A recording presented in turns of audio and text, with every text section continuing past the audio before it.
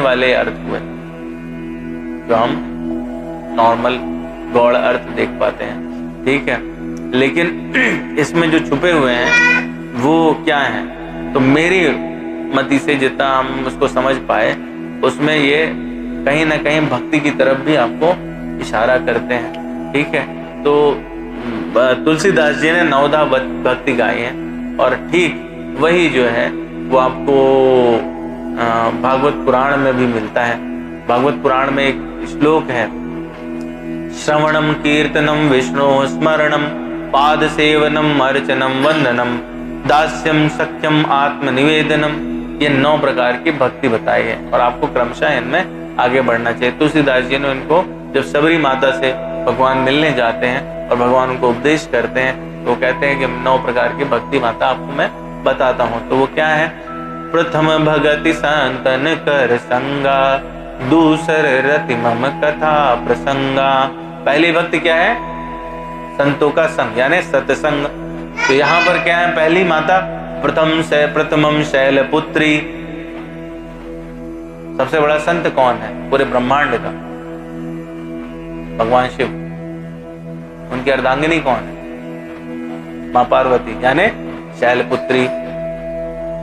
तो जो सत्य का या संत का संग करने वाली हैं, जो हमेशा सत्संग में उद्यत रहती हैं, मां पार्वती शिव का ही तो संवाद है, सत्संग है। जितनी भी राम कथा है वो शिव ने उमा या मां पार्वती को सुनाई, सत्संग है। तो प्रथम भगति संतन कर संगा, प्रथमम शैलपुत्री, दूसरी रति मम कथा प्रसंगा, द्वितीयम ब्रह्मचारिणी। तो कौन करेगा ब्रह्म का चरण, जो ब्रह्म को ध्यान करे, जो भगवान की कथा में रत हो जाए। दूसर रति मम कथा प्रसंगा। तो चा द्वितीयम ब्रह्मचारिणी, गुरुपद पंकज सेवा, तीसर भगत यमान, चौथी भगत मम गुणगन, करे कपट तजगान। तो तीसरी कौन सी है, वो चंद्र घंटा है। तो चंद्र घंटा का अर्थ क्या है, चंद्र घंटायाम यस्यासा, आह्लादकारी चंद्रमा जिसके घंटे में स्थित हो, उनका नाम है देवी चंद्र घंटा। तो तीसरी चंद्र घंटा यानी कि वो जो हमेशा इसकी गुरु पद पंकज सेवा, तीसर भगति अमान, गुरु भगवान शिव और उनकी सेवा में, या हमारे भी गुरु उनकी सेवा में जो लगातार तत्पर रहे, जो उनसे चिपक के रहे, वो कैसे हैं, वो उनके कहने पे उठते हैं, उनके कहने पे चलते हैं, जितना सेवक का धर्म है उसको निभाते हैं। तो ऐसी भक्ति वो क्या कहलाती, तृतीय भक्ति कहलाती है। और ऐसी ही है चंद्र घंटा। चौथी भक्ति मम गुण कन, करे कपट तज ज्ञान। चौथी भक्ति क्या है, मेरे गुण का जो गान करे, हर चीज के अंदर, हर पदार्थ के अंदर मुझे जो महसूस करे, वो चौथी भक्ति है, चौथी भक्ति है। यानी श्रवणम कीर्तनम विष्णु स्मरणम पाद सेवनम। चौथी भक्ति क्या है, जो भगवान को अपना कपट छोड़ करके और नित्य प्रति उनका गुणगान करे, हर जगह प्राणियों में उनको देखे।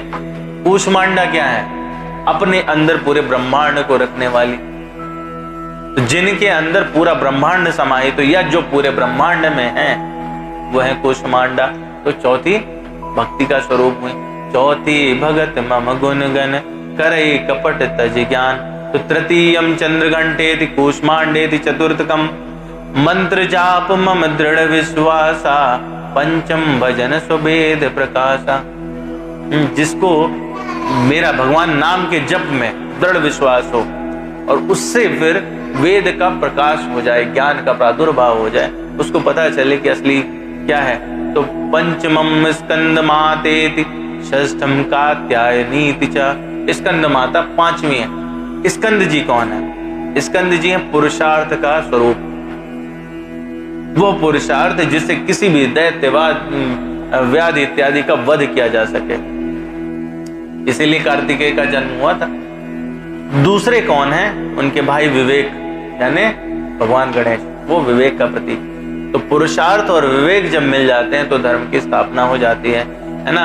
तो पांचवें में यानी आप में ज्ञान का प्रादुर्भाव हो जाता है जब ये दोनों मिलते हैं। वही तो स्कंदमाता। पंचमम स्कंदमातेति षष्ठम कात्यायनीति च छठम शील विरति कर बहु कर्मा निरत निरंतर संजन धर्मा। और छठवा क्या है कि आप में विनम्रता का प्रादुर्भाव हो जाए, आपके अंदर शील उत्पन्न हो जाए, आप नित्य जो है वो भगवान के नाम से द्रवित होते रहें। ऐसी ही तो है कात्यायनी। कात्यायनी जो है वो उनका प्रमुख रोल ही माना जाता है गोपियों को भगवान कृष्ण को प्रदान करने में। गोपियों ने प्रार्थना की कि ये हमारे पति के रूप में रहें और वो जो भक्ति है वो कात्यायनी देती है उनको।